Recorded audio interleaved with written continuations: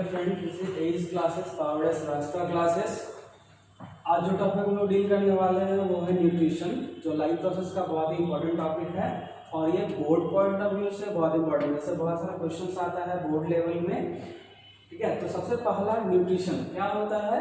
ये एक ऐसा प्रोसेस है जिसमें हम लोग फूड को ऑब्टेन करते हैं और उसका यूटिलाइज करते हैं। यूटिलाइज करने के बाद उससे जो हम लोग को एनर्जी मिलता है वो एनर्जी जो है हम लोग वेरियस मेटाबॉलिक एक्टिविटी के लिए काम करते हैं। अब एक न्यूट्रिशन के लिए मेन जो इम्पोर्टेंट चीज़ है वो है न्यूट्रिएंट, ठीक है।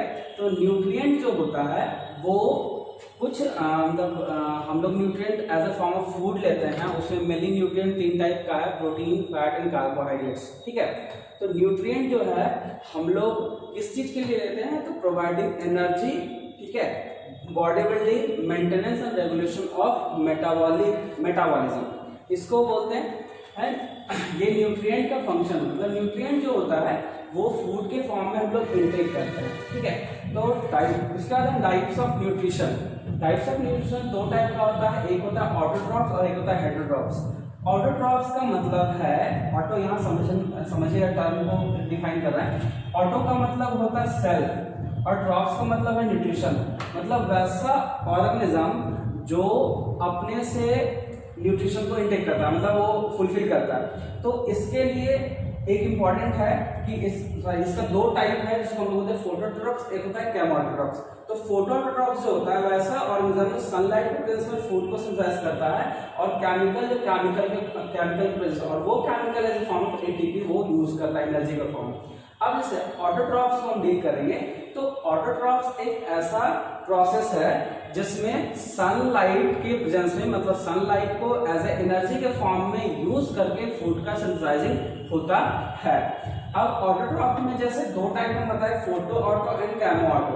तो फोटो ऑटो में प्रेजेंस ऑफ सनलाइट, तो इसमें मेनली जो है प्लांट्स है, कुछ बैक्टीरिया है जो क्लोरोफिल कंटेन करते हैं और वो क्लोरोफिल जो होता है वो हेल्प होता है सोलर रेज को ट्रैप करने के लिए।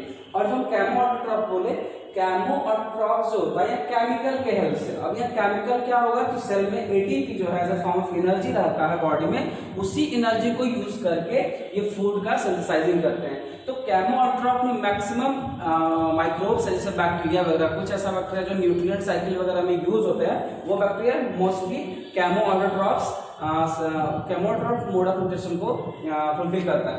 अब उसका आता है हेटेरोट्रॉप्स, ठीक है। अब आता है हेटेरोट्रॉप्स। हेटेरो का मतलब होता है अदर और ट्रॉप्स का मतलब न्यूट्रिशन। टर्म से ही पता चल रहा है कि वैसा ऑर्गन जो किसी और पे डिपेंड हो या किसी और ऑर्गन पे।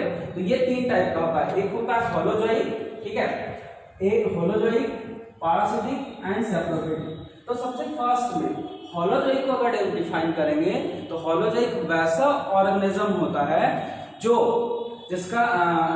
कंप्लीट फूड को इंटेक करता है, जैसे टुकड़े में, पीस में, जैसे हम लोग ह्यूमन बींग्स होलोजोइक होते हैं। दूसरा है पैरासिटिक। पैरासिटिक जो होता है किसी भी लिविंग ऑर्गन पे रह के, चाहे प्लांट हो या एनिमल हो, बहुत ऐसा माइक्रोब्स है जो पैरासिटिक शो करते हैं।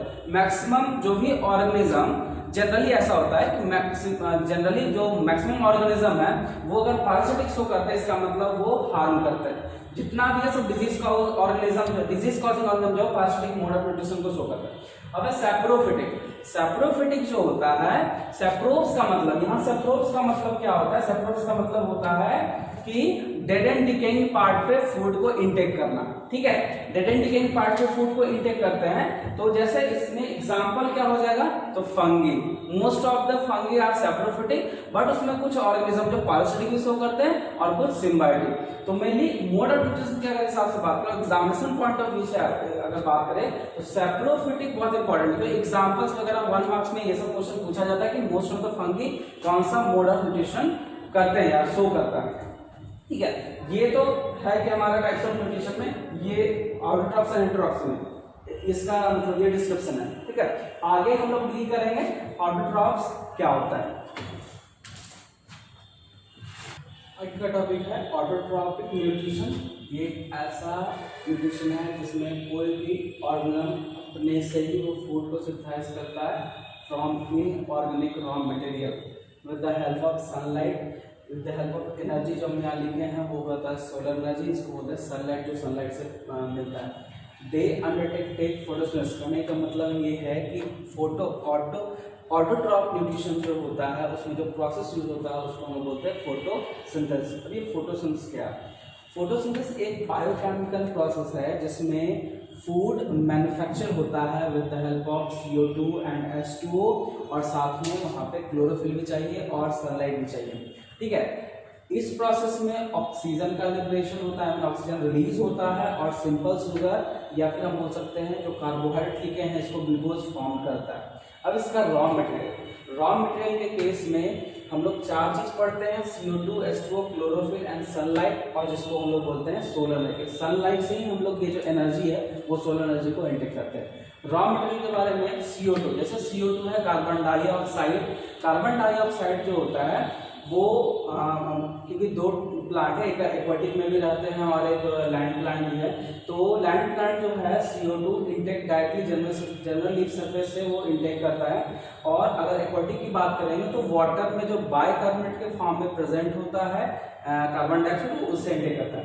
H2O की अगर बात करते हैं तो लैंड प्लांट वाटर जो है वो सॉइल से रूट के थ्रू वो इंटेक करता है, और एक्वाटिक अगर पानी में है तो जनरल लीफ सरफेस से वो करेगा। क्लोरोफिल मेजर पार्ट होता है, क्योंकि अगर क्लोरोफिल नहीं होगा तो कभी भी ये प्रोसेस कंप्लीट नहीं हो सकता, क्योंकि क्लोरोफिल एक ऐसा पिगमेंट है जो सोलर एनर्जी को आई मीन सनलाइट को सोलर एनर्जी के फॉर्म में ट्रैप करता है और वो फर्दर प्रोसीड होता है। अब ये सनलाइट मतलब कहने का मतलब कि बिना सनलाइट बिना सोलर एनर्जी के ये प्रोसेस कंप्लीट नहीं हो सकता। या तो सोलर एनर्जी चाहिए या फिर टेम्परेचर हम उसको प्रोवाइड कर सकते हैं। टेम्परेचर प्रोवाइड होने से ये प्रोसेस प्रोसीड कर सकता है।